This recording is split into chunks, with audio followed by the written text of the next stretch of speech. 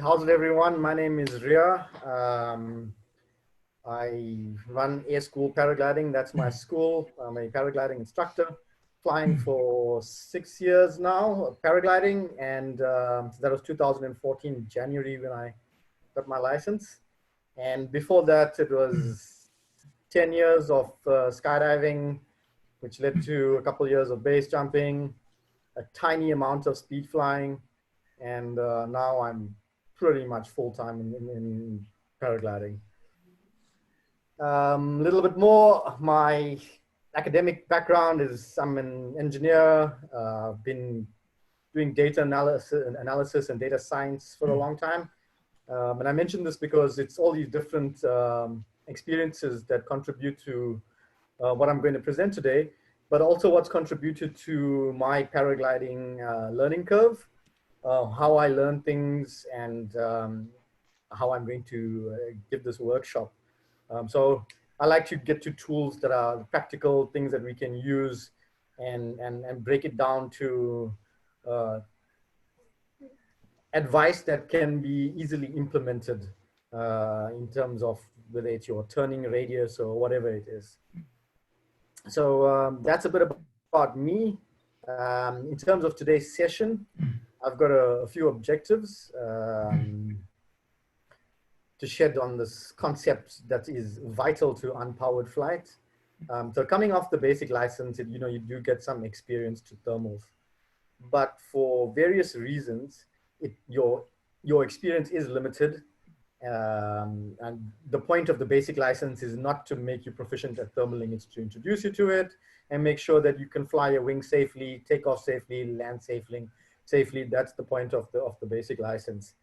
So thermaling is really a skill that you get into after the basic license.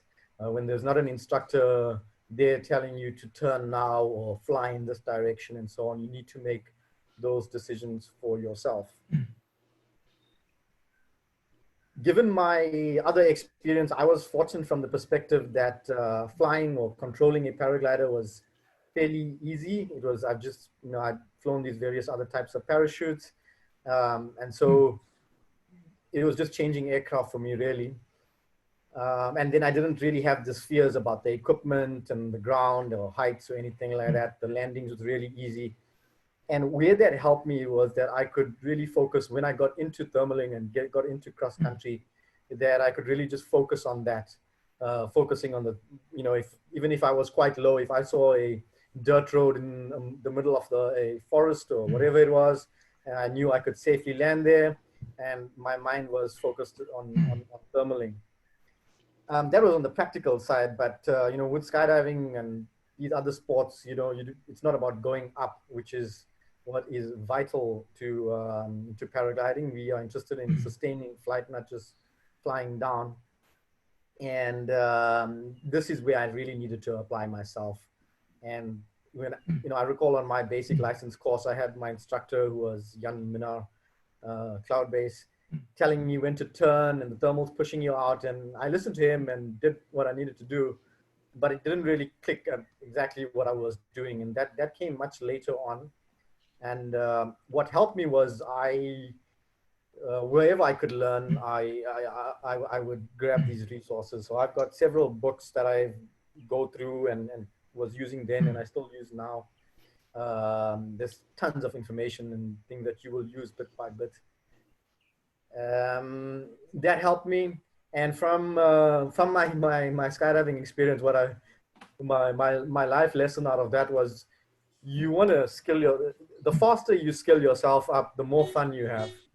And that really was my goal. So if all new pilots, my advice is thermaling and landing accurately. That will really help you in your flying, especially if you want to go into cross country. I love cross country. Cross country is the reason why I got into paragliding. And it's because I saw a flight of a friend of mine who's also in the skydiving world. And he took off on one side of Table Mountain, basically flew the entire Table Mountain range, almost a complete circle from the eastern side to the northern side, down the western side, and almost almost back to where he started. And I thought this was amazing. And I was missing out on fun. And I did my license about 2 weeks later. Also, quite once I got some experience, and if you haven't done it yet, I would highly recommend doing an SIV course. So that's where you will get towed up over water, or you go to a place where you can launch from a mountain that's not in South Africa and fly over water, and you do maneuvers like uh, collapses and frontals, stalling the glider, and really you learn how to fly the glider. And it will, I highly encourage you to do this. If you're comfortable with your flying now, with launching and flying around, um, I would recommend doing an SIV. So around about 80, 100 flights for sure.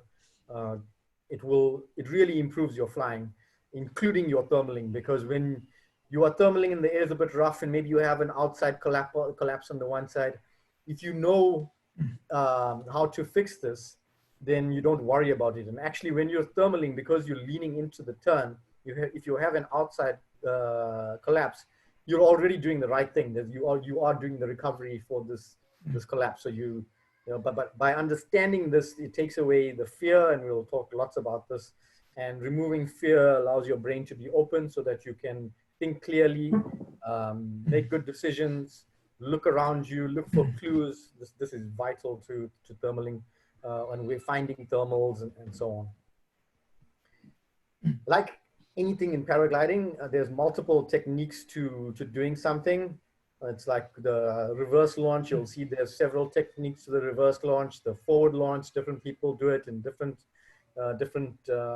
manners, and thermaling is no different. I used to have a lecturer at varsity who used to say, when we got to something, that it's an answer. It may not be the answer, but it's an answer, and there are many answers to various problems or whatever it is. So the stuff that I will be presenting today is stuff that has really helped me, stuff that I found easy to follow and implement. There may be other ways to do things. You may get advice from other people to do thermaling in a different manner. And I would encourage you to play with everything, see what works for you, what doesn't. The stuff that I'm giving for sure is an answer, and it is an answer that has worked really well for me. Pretty much everything that I will be talking about today, including the practical techniques, is stuff that I still do when I'm flying, and it definitely works. This is a workshop, and just so you know, I will be sending you a PDF of all of these slides, so you don't have to copy down stuff that you're seeing on the screen. If there's other stuff you want to take notes, please go ahead. Being a workshop, I love the interaction. At any time you have a question or you want to add to the discussion, be it a comment or your own experience, please just speak up, and let's make it an interactive, fun session. So I'm not the only one just talking here on the screen. Lekker. Cool. So I've broken up the workshop into several sections. We're going to start with an introduction of thermals. What are thermals? The required skills that you should have prior to practicing thermals, or things you should definitely bear in mind even if you have practiced it before. We will talk about the structure and behavior of thermals, and this was critical. This really did a lot for me in terms of thermaling itself and climbing and getting up to cloud base, but also from a mental perspective of building the picture where you are in terms of this thermal. Are you at the bottom and that's why it's rough, or are you at the top next to an inversion and maybe that's why it's rough, or you're entering and exiting, and we'll talk all about it. Then we will go into identification and prediction. So identification is, there's already clues out there to say, here's a thermal here. And prediction is when there are no clues and you have to make an educated guess as to where thermals are and go looking for them. Then we will talk about mind games and decision making. Paragliding, I reckon, is 80–90% in the head, in terms of how you feel, your decision making, where you go, where you're predicting thermals, how high you climb. and the actual flying of the wing is a small part. You know, it's like you learn how to drive the car, and in the beginning it's all about the controls and the clutch and the accelerator and so on. But after you've got your license, we want to take this car and go places, and we're not even thinking about changing gears. So on that, paragliding for me is a lot in the head. We will do a section on practical flying techniques, ways that practical stuff to do in the air so that you can thermal better. And then we'll do a section on TEM, which is threat and error management. It's probably something that you have done in the past, heard of.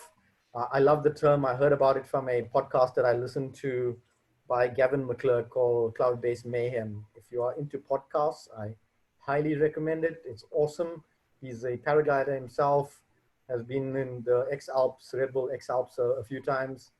And he interviews various people from hang gliding to paragliding, all sorts of interesting people, and lots of information over there to learn from. Specifically on threat and error management, this interview was with a airline pilot who also flies. I think he was an Air Force pilot. And he spoke a lot about threat and error management, about recognizing the threats or the errors, because they can happen. And at the end of the day, paragliding is a dangerous activity. It's not sitting on the ground.